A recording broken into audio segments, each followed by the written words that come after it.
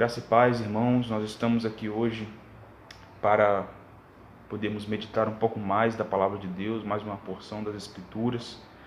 Então, diante disso, eu quero te convidar a abrir a sua Bíblia em Atos, no capítulo de número 2. Nós vamos ler do versículo 42 ao 47 apenas, passagem que é conhecida de todos nós. Então, eu quero convidá-lo a ler comigo essa porção da Escritura e meditarmos junto nela. Diz assim a palavra do Senhor: E perseveravam na doutrina dos apóstolos, e na comunhão, e no partir do pão e nas orações. Em cada alma havia temor, e muitos prodígios e sinais eram feitos por intermédio dos apóstolos. Todos os que creram estavam juntos e tinham tudo em comum.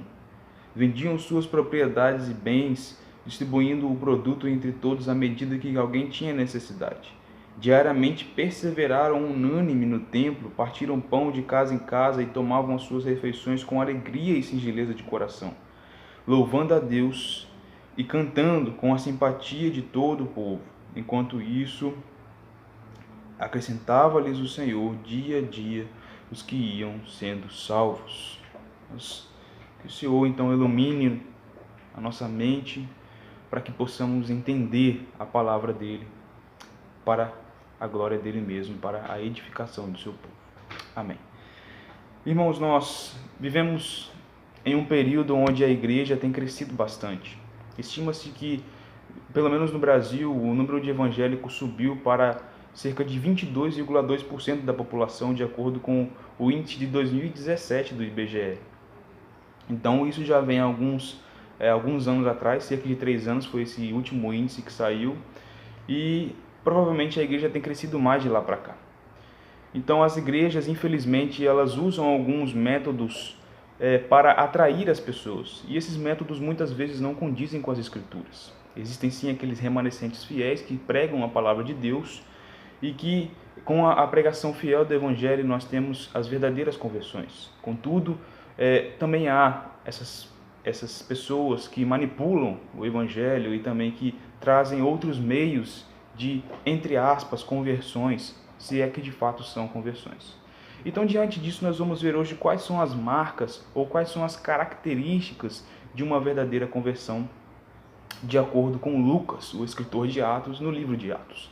Então, como eu já disse, Atos foi escrito por Lucas e ele escreve no versículo 1 com endereçado a Teófilo, como ele diz: escrevi o primeiro livro, ó Teófilo, relatando todas as coisas que Jesus começou a fazer e a ensinar, até o dia em que, depois de haver dado mandamentos por intermédio do Espírito Santo aos apóstolos que escolheram, foi elevado às alturas. Então, nós podemos ver aqui que Lucas escreve para Teófilo para relatar a história da igreja primitiva também. Então, diante disso, o livro de Atos ele é caracterizado para mostrar a trajetória do povo de Deus, mais precisamente os apóstolos, ao instituírem a igreja primitiva. E nós vamos ver que no livro de Atos, nós vamos ver que a palavra cristão é dita pela primeira vez. E nós vamos ver também que o livro de Atos, ele caracteriza a ação do Espírito Santo em capacitar o seu povo a pregar o Evangelho. Nós vamos ver que é o Espírito Santo de Deus quem nos capacita a pregar o Evangelho, quem capacitou os apóstolos a pregar o Evangelho, os discípulos a pregar o Evangelho, e ele também nos capacita para pregar o Evangelho. E isso é claro quando nós vemos numa das passagens que pode ser a mais conhecida do livro de Atos, que é o capítulo 1, versículo 8, que diz: Mas recebereis poder ao descer sobre vós o Espírito Santo. Então, ao descer sobre vós o Espírito Santo, ele continua dizendo: E sereis minhas testemunhas, tanto em Jerusalém, como na Judéia, Samaria e até os confins da terra. Então, ao descer o Espírito Santo, ao receberem o Espírito Santo, que é dado por Cristo como nosso Consolador, nós, assim como os apóstolos assim como nós, temos então a capacitação para a pregação do Evangelho. E esse mesmo Espírito que capacita a pregar o Evangelho é o mesmo Espírito que, por meio da ação de Cristo que morreu por nós na cruz e da ação dele em nos convencer dos pecados, ouvindo o Evangelho, que é capacitado pelo povo de Deus, nos traz a conversão. Então, diante disso, nós vamos ver quais são as marcas de uma verdadeira conversão. Antes de nós entrarmos nos versículos que nós lemos propriamente dito, do versículo 42 até o 47, nós vamos voltar todo o capítulo para podermos entender o contexto ao qual esses versículos estão aqui. Veja, o versículo 1 do capítulo 2 diz: ao cumprir-se o dia de Pentecostes, estavam todos reunidos no mesmo lugar. O dia de Pentecostes é o 50º dia depois da festa da Páscoa. Então, passados 50 dias, após a Páscoa, eles se reúnem para comemorar o dia de Pentecostes. E, de repente, nesse dia, todos reunidos, o versículo vai dizer que, de repente, veio do céu, versículo 2, de repente veio do céu um som como de um vento impetuoso e encheu toda a casa que estavam assentados. E apareceram distribuídas entre eles como línguas de fogo e pousou sobre cada um deles. Todos ficaram cheios do Espírito Santo e passaram a falar em outras línguas, segundo o Espírito lhe concedia que falassem. Isso aqui é um evento único da descida do Espírito Santo, ao qual fora prometido por Cristo, quando ele diz que recebereis poder ao descer o Espírito, e também Jesus, que diz que deixaria para nós o Consolador. O Espírito Santo aqui, nesse evento, desce e eles ficam cheios do Espírito Santo, conhecido como a descida do Espírito no Pentecostes. Contudo, nós vamos ver que essas línguas aqui que eles falam, outras línguas, não são línguas estranhas, mas sim são a língua do povo que estava ali. Veja, a continuação do versículo traz essa base para nós, dizendo, o versículo 5 diz: ora, estavam habitando em Jerusalém judeus, homens piedosos, vindos de todas as nações debaixo do céu. Então tinha pessoas ali de todas as nações debaixo do céu. Quando, pois, versículo 6 diz, quando, pois, se fez ouvir aquela voz, afluiu a multidão, que possuía de perplexidade, eles estavam confusos, porque, porquanto cada um os ouvia falar em sua própria língua. Eles não estavam falando em línguas diferentes ou estranhas ao povo, mas eles ouviram cada um dos apóstolos que estavam cheios do Espírito falar na própria língua deles. Tanto é que o versículo continua dizendo, estavam, pois, atônitos, eles se admiravam, dizendo, vede, não são porventura galileus todos esses que aí estão falando? E como esses galileus, que alguns dizem que são até iletrados, e como acontece isso, nós ouvimos falar, cada um em nossa própria língua. Aqui, então, eles estão falando, como vai dizer mais à frente, das grandezas de Deus na própria língua deles, de cada povo que ali estava. Então, essa foi a característica do derramamento do Espírito, e por isso todos ficaram cheios do Espírito e falavam na língua de cada um dos povos que ali estavam. E aí o versículo 9 vai dizer quem eram esses povos. Ele vai dizer, somos pardos, medos, elamitas e os naturais da Mesopotâmia, Judéia, Capadócia, Ponto, Ásia, da Frigia, Panfilia, do Egito, das regiões do Líbano, da Líbia, nas imediações de Cirene e romanos que aqui residem, tanto judeus prosélitos como cretenses e arábios, como ouvimos falar em nossas próprias línguas as grandezas de Deus. Então, as grandezas de Deus, eles estavam pregando na língua de cada um deles que ali estava. E aí nós vemos claramente, como eu disse, o propósito do livro de Atos, que é a capacitação do Espírito na ação da pregação do Evangelho. E aí, contudo, mesmo ouvindo as grandezas de Deus, nós vamos ver que mais à frente a necessidade dessa ação do Espírito para a conversão, porque eles ainda não estavam entendendo o que estava acontecendo, porque o versículo 12 diz, todos atônitos e perplexos interpelavam ou perguntavam uns aos outros, o que quer dizer isso? Eles não sabiam o que estava acontecendo. E mesmo não sabendo, o versículo 13 chega a dizer que eles vão zombar dos apóstolos que estavam cheios do Espírito Santo. O versículo 13 diz, outros zombando diziam, estão embriagados. Mas aí Pedro se levanta para pregar o Evangelho e para mostrar que eles não estavam embriagados. Ele vai mostrar o que estava acontecendo ali. E ele vai aproveitar a ocasião e anunciar o Evangelho. Versículo 14 começa então a pregação de Pedro e ele diz, então se levantou Pedro com os 11 e erguendo a voz advertiu-os nesses termos, varões, judeus e todos os habitantes de Jerusalém, tomai conhecimento disso e atentai às minhas palavras. Estes homens não são embriagados como vimos pensando, sendo essa a 3ª hora do dia. ou seja, 9 horas da manhã. Mas o que ocorre é o que foi dito por intermédio do profeta Joel, como diz o versículo 16 em diante. E acontecerá nos últimos dias, diz o Senhor, que derramarei o meu espírito sobre toda a carne, vossos filhos profetizarão, vossos jovens terão visões e sonharão, vossos velhos. E ele vai continuar dizendo sobre essa profecia de Joel. Então a primeira coisa que Pedro vai dizer na sua pregação, a primeira coisa que Pedro vai falar sobre a sua pregação é a base da sua pregação. Ele vai mostrar aonde está baseada a sua pregação, e não só a sua pregação, mas aonde está baseado o que estava acontecendo naquele momento. Aquilo está baseado nas Escrituras, porque o que estava acontecendo ali é o cumprimento das Escrituras. Como Pedro deixa claro aqui, o que está acontecendo é o que foi dito por intermédio do profeta Joel. Ele está mostrando a base do que estava ali, que é as Escrituras.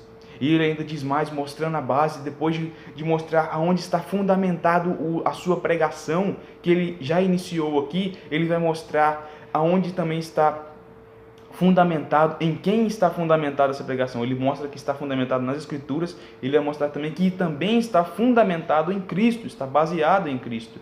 Ele vai dizer no versículo 22 em diante, varões israelitas, atendei a essas palavras, Jesus. Aí ele vai apresentar quem é Jesus. O Nazareno, varão aprovado por Deus diante de vós com milagres, prodígios e sinais, os quais o próprio Deus realizou por intermédio dele entre vós, como vós mesmos sabeis. Ele está relembrando para eles o Cristo que realizou aqueles milagres, os sinais que o próprio Deus concedeu que ele fizesse no meio deles. Ele está apresentando Cristo para eles aqui. Ele está apresentando quem ele vai pregar de agora em diante. Sendo este entregue pelo determinado desígnio e presciência de Deus, vós o matastes crucificando-o por mão de iníquos. E aqui ele vai mostrar a parte do sofrimento de Cristo, da humilhação dele, que ele veio para este povo, mas este povo o matou e o crucificou por mão de iníquos. Aqui ele está mostrando o primeiro passo da humilhação de Cristo, que foi a sua crucificação. O primeiro passo da obra de Cristo em nos salvar, ele foi crucificado. E aí depois ele vai mostrar o próximo passo, que é a ressurreição. Ao qual, porém, Deus o ressuscitou, rompendo os grilhões da morte, porque não fora ela possível, não fora ele possível ser retido pela morte. Então Pedro está mostrando que ele foi crucificado, ele morreu, mas ele ressurgiu. Ele está deixando claro a obra de Cristo da redenção, de nos redimir, de pagar o preço pelos nossos pecados.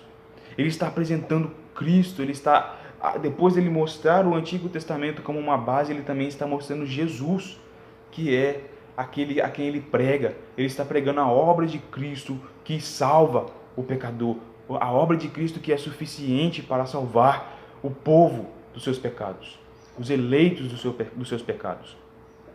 Ele diz, versículo 24, ao qual, porém, Deus ressuscitou, rompendo os grilhões da morte, porquanto não era possível fosse ele retido por ela. E aí, mais uma vez, Pedro vai fazer uma citação aqui do Antigo Testamento. Uma citação do Salmo 16. Ele diz, porque a respeito dele diz Davi, o escritor desse Salmo. Diante de mim via sempre o Senhor, porque está à minha direita, para que eu não seja abalado. Por isso se alegrou o meu coração e a minha língua exultou. Além disso, também a minha própria carne repousará em esperança. E porque Davi, ele então acredita e confia que a sua carne repousará em esperança, porque não deixarás a minha alma na morte, nem permitirás que o teu santo veja a corrupção. Davi está se referindo à promessa do seu Redentor, da ressurreição de Cristo, que morrendo e ressuscitando, ele também fará com que os seus ressuscitem com ele para a vida eterna, e não deixará que eles vivam na corrupção eternamente. Essa era a esperança de Davi, e essa também é e deve ser a nossa esperança. Crentes na obra de Cristo, que é suficiente para nos salvar. E ele ainda diz mais. Agora Pedro volta à sua pregação e ele vai apresentar esse Davi que escreveu esse salmo, que era conhecido por eles. Ele diz, irmãos, seja-me permitido dizer-vos claramente a respeito do patriarca Davi, que ele morreu e foi sepultado, e o seu túmulo permanece entre nós até hoje. Versículo 30. Sendo, pois, profeta e sabendo que Deus lhe havia jurado que um dos seus descendentes se assentaria no seu trono. E aqui ele está voltando à promessa que Davi diz nos seus escritos do Antigo Testamento. Da promessa de que o Senhor lhe fez de que alguém um dia assumiria eternamente o seu trono. E essa promessa claramente ela se estende e ela se cumpre em Cristo. Porque ele vai dizer no versículo 31, prevendo isso se referiu à ressurreição de Cristo. Porque nem foi deixado na morte, nem o seu corpo experimentou corrupção. Veja como se Pedro estivesse interpretando o que Davi disse no Salmo 16. Davi diz, fizeste-me conhecer os caminhos da vida, encher-me-ás de alegria na tua presença. Ele diz no versículo 27, desculpa. Porque não deixarás a minha alma na morte, nem permitirás que o teu santo veja a corrupção, e fizeste-me conhecer os caminhos da vida, encher-me-ás de alegria na tua presença. Então, Pedro, ele é como se estivesse interpretando o que Davi disse aqui. Prevendo isso, referiu-se à ressurreição de Cristo. Porque, como Davi disse, nem foi deixado na morte, nem o seu corpo experimentou a corrupção. Então, a este Jesus, que é quem Pedro está pregando, Deus o ressuscitou, do que nós somos testemunhas. Veja que Pedro está fazendo um ciclo aqui para mostrar a base da sua pregação. Ele está fazendo um ciclo aqui para poder deixar clara a sua pregação. A primeira coisa que ele faz, como nós vimos, é mostrar que o que aconteceu é o cumprimento de uma profecia do Antigo Testamento, do profeta Joel. Depois ele vai mostrar Jesus, a quem ele prega, e esse Jesus ele vai mostrar que Davi esperava nesse Cristo, nesse Jesus, que ressuscitou e garantiu a nossa salvação. E agora Pedro está mostrando que ele também é uma testemunha de Jesus, da sua pregação. De quem ele prega, que é o próprio Cristo. Ele é uma testemunha do Evangelho. Veja, a este Jesus ele ressuscitou, do que todos nós somos testemunhas. Não só Pedro, mas todos os apóstolos que viveram com Cristo. Então, a base da pregação de Pedro, ela é suficiente aqui para mostrar claramente o Evangelho está sendo pregado. Pedro está mostrando, ele está fielmente expondo a palavra de Deus. Ele não está usando meios contrários à palavra de Deus. Pelo contrário, ele está usando a palavra de Deus, ele está usando Cristo e ele está usando as testemunhas para mostrar a sua pregação. Uma pregação clara e fiel do Evangelho.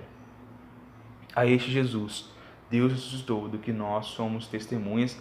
Versículo 33 ainda diz, exaltado, pois, a destra de Deus, tendo recebido do Pai a promessa do Espírito Santo, derramou isso que vedes e ouviu.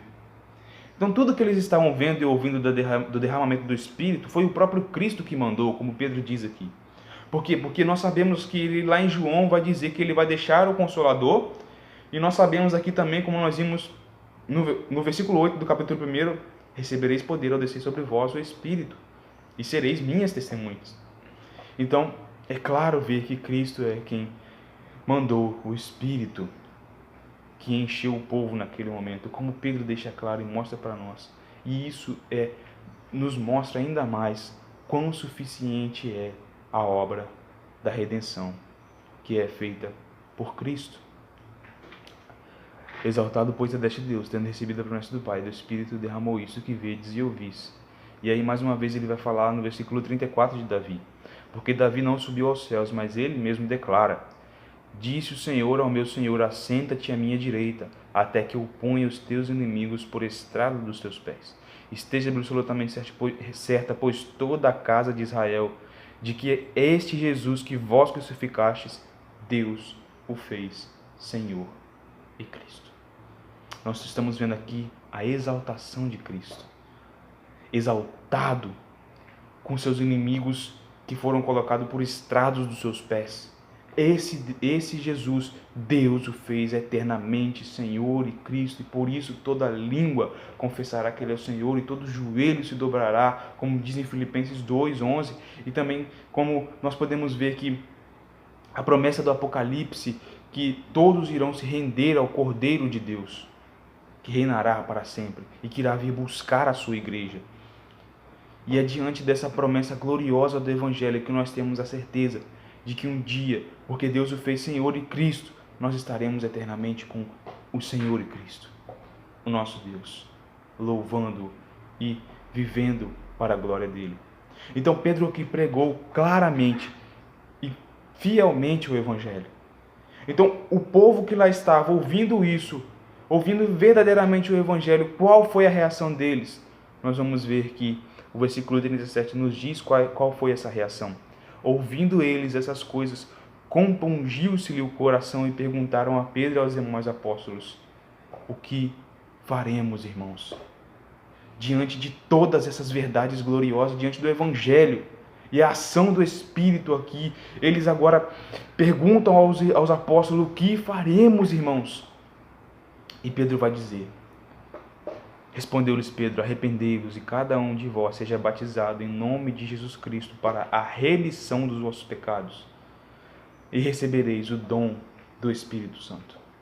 O dom do Espírito Santo é a salvação. Recebereis o dom do Espírito quando fores também batizados por Cristo, pelo Espírito. Recebereis o dom desse Espírito, que é a salvação, que é garantida na obra de Cristo, por nós, na cruz, pelos seus eleitos. Pois para o versículo 39 ainda diz: pois para vós outros é promessa, para vossos filhos e para todos que ainda estão longe, isto é, para quantos o Senhor nosso Deus chamar. Veja essa expressão, o Senhor nosso Deus chamar, deixa claro que não parte de nós a ação da salvação, mas é para todos quanto o Senhor nosso Deus chamar. Não cabe a nós fazer qualquer coisa para a salvação, mas cabe a nós crer na obra de Cristo, que Ele já fez por nós. Nós não temos poder, mas Cristo tem poder para nos salvar.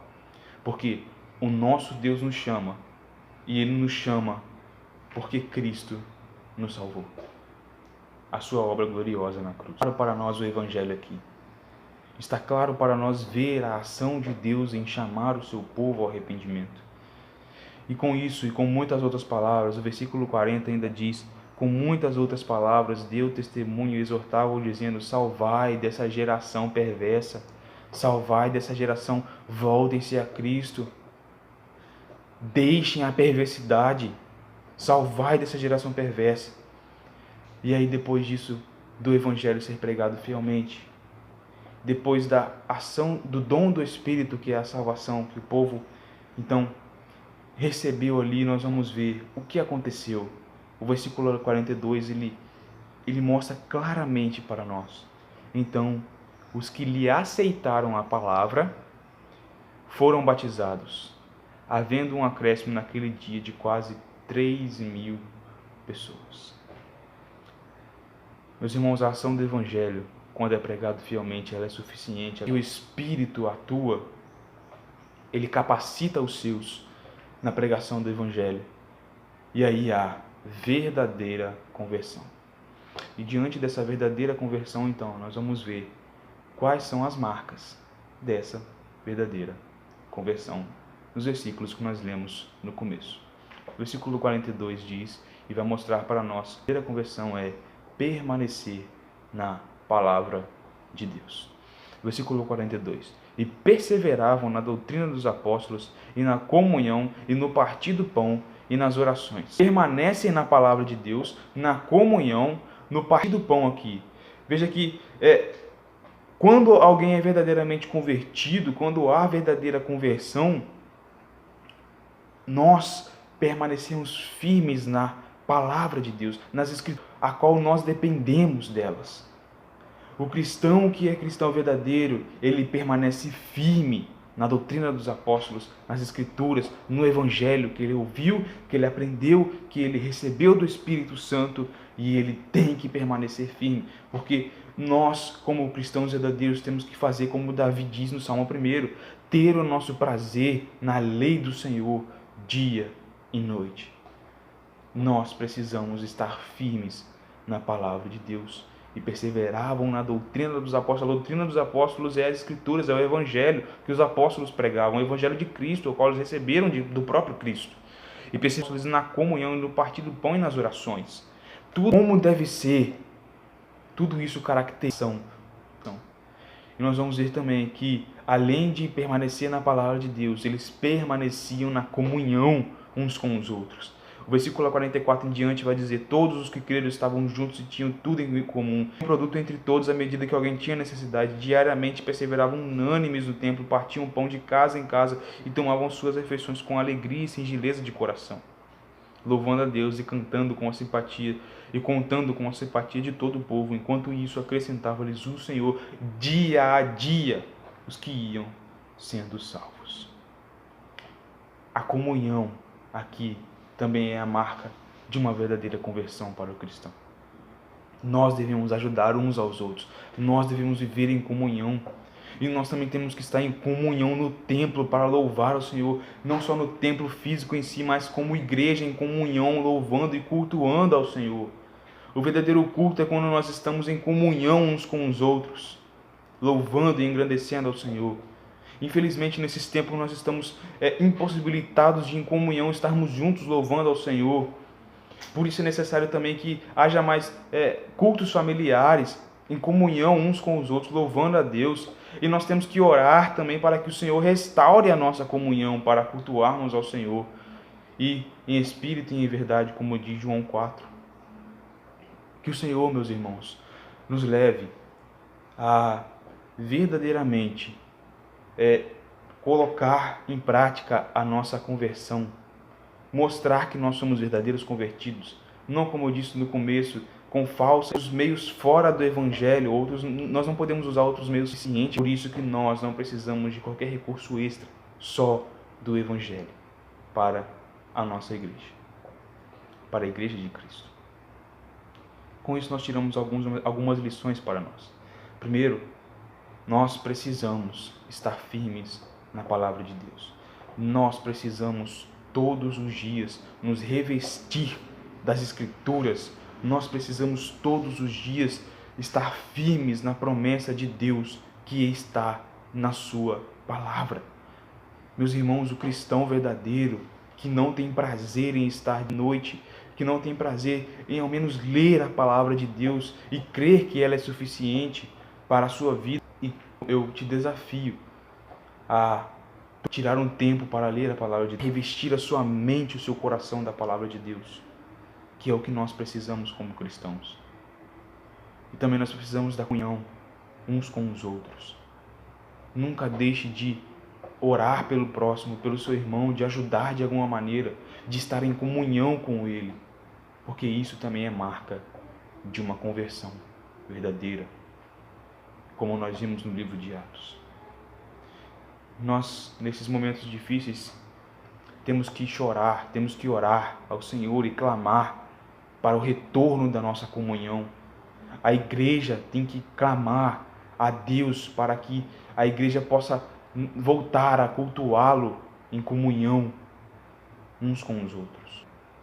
Que o Senhor tenha misericórdia nas nossas vidas e que Ele nos faça a permanecer na palavra dEle e a permanecermos com uns com os outros, porque a ação da conversão não é nossa, mas é de Deus, porque o último versículo 47, a parte final, acrescentava-lhes o Senhor dia a dia os que iam sendo salvos.